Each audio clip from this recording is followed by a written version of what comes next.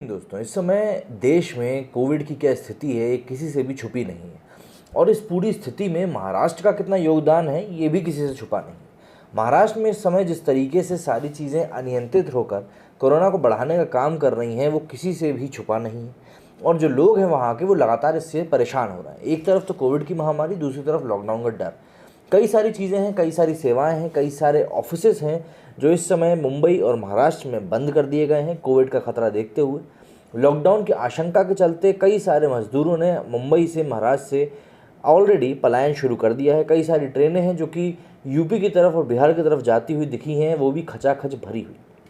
इस कंडीशन की समीक्षा करने के लिए और कई सारी बातों को क्लियर करने के लिए उद्धव ठाकरे ने विपक्ष के मंत्रियों से और अपनी कैबिनेट के मंत्रियों से एक बैठक करी, वर्चुअल बैठक करी, जिसमें उन्होंने इस बात को लेकर विस्तार में पूरी चर्चा करी। और इस चर्चा में देवेंद्र फडणवीस ने उनको साफ साफ कह दिया कि अगर लॉकडाउन हुआ तो लोगों का गुस्सा फूट सकता है। जाहिर सी बात है, पिछले साल लगे लॉकडाउन के बाद कई लोगों का धंधा चौपट हो गया था। खासतौर पर बिजनेसमैन लोग, जिन लोगों ने नए धंधे शुरू किए थे वो तो गायब ही हो गए, ख़त्म ही हो गए। और जिनके सेट बिजनेस भी थे उनका भी पैसा रोलिंग ना होने की वजह से मार्केट में कहीं फंस के ही रह गया, क्योंकि कई लोगों को घाटा हुआ। लोग पैसा देने में ही मतलब उसमें उनको देते ही नहीं बन रहा था पैसा कि भाई कहाँ से पैसा आएगा। ऐसे में जब धीरे धीरे सितंबर अक्टूबर में लॉकडाउन नॉर्मल हुआ और धंधे और व्यवसाय दोबारा शुरू हुए, तो ऐसा लग रहा था अभी कि चलिए ठीक है, ये जो सीज़न आएगा इसमें सभी चीज़ें धीरे धीरे नॉर्मल होती हुई दिखाई देंगी। लेकिन अब एक बार फिर से जब लॉकडाउन का खतरा, जैसे कि एमपी में तो लगभग लग ही चुका है लॉकडाउन, तो लॉकडाउन का जो खतरा मंडरा रहा है उससे व्यापारियों में एक बार फिर से चिंता घुस गई है कि भैया अब क्या होगा। क्योंकि एक बार तो लड़ लिए, दोबारा उससे लड़ने जाएंगे तो शायद इस बार लोग ख़त्म हो जाएंगे, मतलब लोगों के बिज़नेस जो हैं चौपट हो जाएंगे।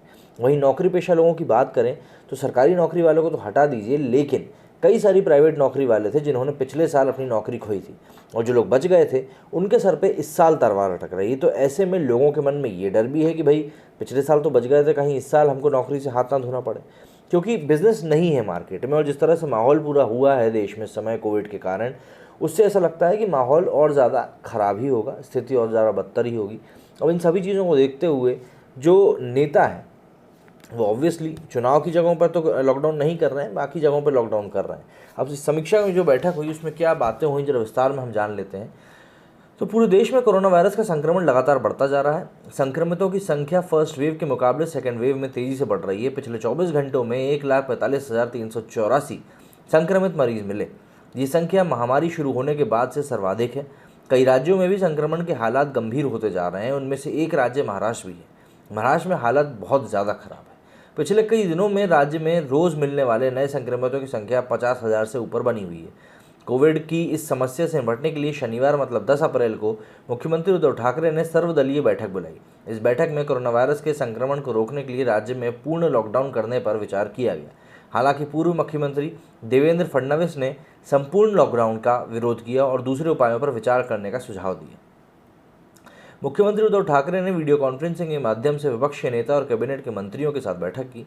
इस बैठक में मुख्यमंत्री के अलावा पूर्व मुख्यमंत्री और विपक्ष के नेता देवेंद्र फडणवीस ने राज ठाकरे, चंद्रकांत पाटिल, दिलीप वलसे पाटिल और नाना पटोले भी शामिल हुए। मुख्यमंत्री उद्धव ठाकरे ने कहा कि फिलहाल हालात सही नहीं दिख रहे हैं और न ही लॉकडाउन के अतिरिक्त कोई दूसरा विकल्प दिखाई दे रहा है। मुख्यमंत्री ने कहा कि वायरस की चेन तोड़ने के लिए लॉकडाउन लगाना इस समय सबसे ज़्यादा ज़रूरी दिखाई पड़ रहा है। महाराष्ट्र के पूर्व मुख्यमंत्री देवेंद्र फडणवीस ने कहा कि मामले बढ़ रहे हैं, लेकिन लॉकडाउन ही आखिरी विकल्प नहीं है। स्वास्थ्य सुविधाओं को मजबूत किया जाना चाहिए, पाबंदियां बढ़ा देनी चाहिए, लेकिन व्यापारियों और जनता के हितों को ध्यान में रखते हुए लॉकडाउन के निर्णय पर पुनर्विचार किया जाना चाहिए। राज्य सरकार ने इस सप्ताह के अंत में कड़े लॉकडाउन की घोषणा की है। ये लॉकडाउन शुक्रवार 9 अप्रैल को रात 8 बजे से 12 अप्रैल की सुबह 7 बजे तक रहेगा। राज्य में नाइट कर्फ्यू भी लागू है, जो कि शाम 8 बजे से सुबह 7 बजे तक रहता है। महाराष्ट्र में शुक्रवार को 58,993 नए संक्रमित मिले और 301 मरीजों की मृत्यु हुई। इसके बाद राज्य में कोरोना वायरस के संक्रमित मरीजों की संख्या कुल बढ़कर 32,88,540 हो गई। तो ऐसे में अब आप ज़रा खुद सोचिए कि जो स्थिति इस समय महाराष्ट्र में बनती जा रही है वो लगातार आउट ऑफ कंट्रोल होती जा रही है। अब इस चीज़ को समझना बेहद मुश्किल है कि इसको किस तरीके से कंट्रोल में लाया जाएगा अगर लॉकडाउन नहीं लगाएंगे तो। वहीं अगर लॉकडाउन लगाते हैं तो जनता का गुस्सा झेलने के लिए सरकार को तैयार रहना चाहिए। हालांकि उस गुस्से का तब कोई मतलब नहीं है जब जान माल की हानि के इससे बचाव के लिए ये कदम उठाया जा रहा हो। लेकिन मुद्दा यहाँ पे ये आ रहा है कि आखिर हम उस पड़ाव तक पहुँचे ही क्यों, हम लोग उस पड़ाव तक पहुँचे ही क्यों कि हमको इस तरह के कदम उठाने के बारे में भी सोचना पड़े। ये बहुत ज़्यादा विचारणीय बात है, सोचने वाली बात है और बहुत अहम बात भी है इस समय को देखते हुए। अब हालांकि हालात कैसे रहेंगे, कैसे बदलेंगे, ये हमें आने वाला समय बता ही देगा। मेरे इस वीडियो में फिलहाल इतना ही। जय हिंद।